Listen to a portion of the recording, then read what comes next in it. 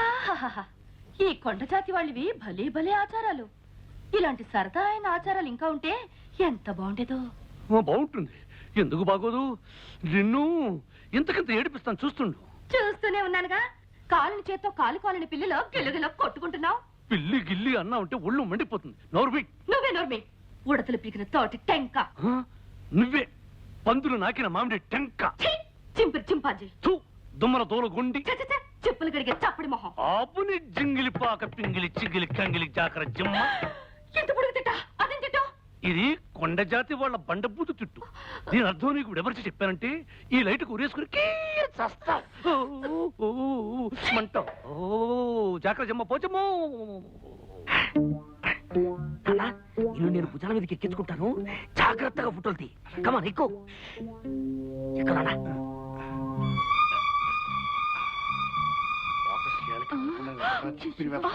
కదలంలే నాన్న, జాగ్రత్తగా తీ. నువ్వు కదిలితే మళ్ళీ ఫోటో కదులుతుంది. కనపడుతుందా నాన్న? బాగా కనిపిస్తుంది. తొందరగా తీ. అబ్బా నువ్వు ఉండవే అమ్మా. అబ్బా ఏమిటే మరి పప్పు గుర్తుతో కొడతావు? ఏమిట్రా మీరు చేసే పని?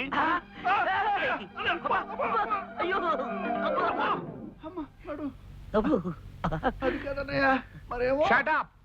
చూసారా, మీ కూతురు అల్లుడు గారు బెడ్రూమ్ లో ఉంటే సిగ్గు లేకుండా అదేదో సినిమా షూటింగ్ లాగా ఫోటోలు తీస్తున్నారు. ఫోటోలు రే పొట్టి గట్టిలాయరు, నీకన్నీ నోరు మీరా.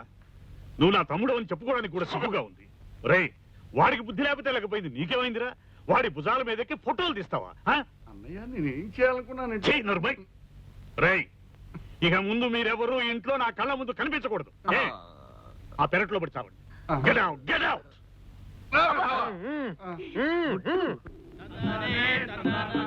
చూశావుగా విష్ణు, మన ఎస్టేట్.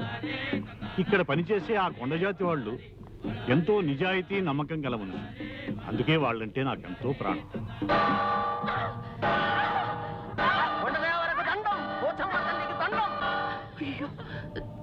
ఏమిటాడి అది? అది వాళ్ళ ఆచారం అమ్మా. తప్పు చేసిన ఆడదైనా మగవాడైనా తలకి ఆ గంట 10 సార్లు కొట్టుకుంటే ఆ దేవత క్షమిస్తుందని వాళ్ళ నమ్మకం. ఇంకమా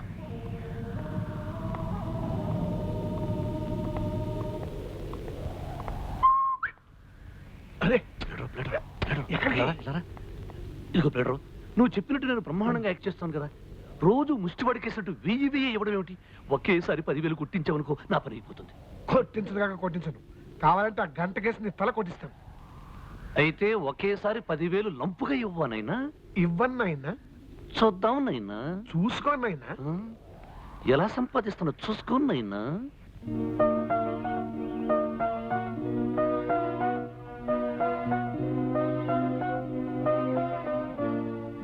ఏమిటి విష్ణు, ఏదో ఆలోచనలో ఉన్నావు? ఏమీ లేదంట. నేను ఒకసారి పట్నం వెళ్ళి రావాలనుకుంటున్నా. అంత హఠాత్తుగా ఏమొచ్చిందయ్యా? నాది లైఫ్ అండ్ డెత్ సమస్య అంకుల్. చిన్నప్పటి నుంచి నన్ను పెంచి పెద్ద చేసిన మా మేనమామ కూతురు పెళ్లి కూతురిందట. అర్జెంటుగా 15,000 రూపాయలు కావాలంటూ ఆయన దీనంగా ఉత్తరం రాశాడు. నేను వెంటనే పట్నం వెళ్ళి బ్యాంకు నుంచి డ్రా చేసి ఇవ్వాలి. ఈ మాత్రానికి నువ్వు పట్నం వెళ్తుంది దేనికయ్యా? ఆ డబ్బేదో నేనే ఇస్తానుగా. ఏమిటి మీకు మేనమావా? చివరండి ఆయన. అదే మన పెళ్లిలో మహాలక్ష్మిలా ఉన్నవని నీ బుక్కిళ్ళాడే ఆయన. అంకుల్, మీరిచ్చే డబ్బుకి చెక్ రాసి ఇచ్చేస్తాను. నేను ఇచ్చేది మీ డబ్బే కదటయ్యా. రారా లోపలికి రా. చూసావా ఎలా కుట్టిన మీ నాలుగు మస్కా. 15,000 పక్కన ఎర్రంకుతో రాసి ఉంది నాయనా. ఓహో, మరి అకౌంట్ నెంబరు నైనా? అది కుడి పక్కన నల్లింకుతో రాసి ఉంది నాయనా. మరి డబ్బు చేరిపోయి ఉంటుందంటావా నైను? తప్పకుండా చేరిపోయి ఉంటుంది.